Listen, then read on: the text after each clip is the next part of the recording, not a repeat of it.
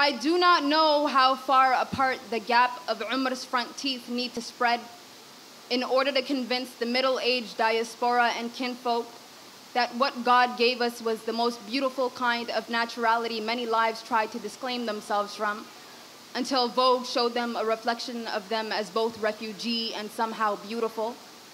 They call it survival. The way they tried to break out of what the world convinced them was not from the Lord. They found Shukri Abdi's body with broken bones in one of the rivers in the UK, but still the school board said she went for a swim to cool down, when never before has she dipped her toes into the water for leisure. This is what happens to immigrant children who say yes to anything that feels like love. Somali mothers do not trek through Tahrib or the hazardous journey to lose their offsprings in a water that Somalia had enough of. Neither do they smuggle themselves through the night journeys not knowing whether the arrival meant to arrive or which part of the Sahara meant you almost made it close enough to the mouth of North Africa.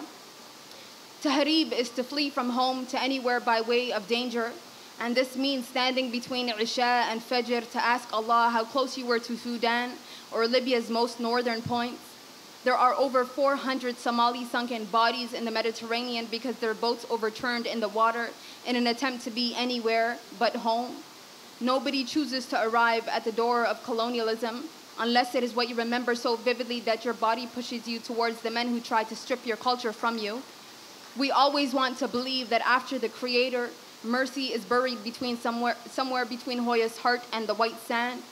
You would not believe that longing to be home also meant to throw love into the air and hope it lands somewhere between your lungs. My cousin Mahmoud was taken by Al-Shabaab in the Mogadishu bombing of October 14th, and the only response the world had was to turn off its electricity, as if your city would not be strengthened by light again tomorrow. My friend Hodan Nalea was taken by Al-Shabaab the other night.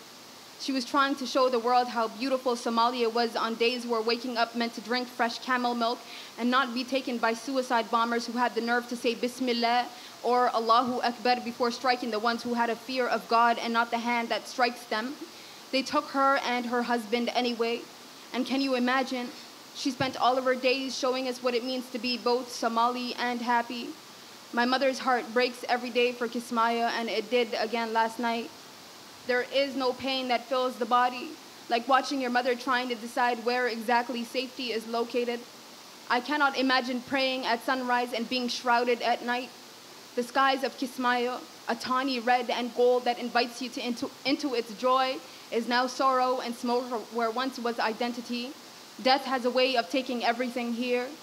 Mahmoud, Alwi, Ibrahim, Yusuf, Abdinasir, Ahmed, Hodan, Ayeyo, Awowe, Jordan, Mahmoud Ilmi, Ayub, Abdullah, Samiha, and Yusuf. Thank you, Houston. It's been very real. I give you my heart and my sweat. Take it all because there's too much.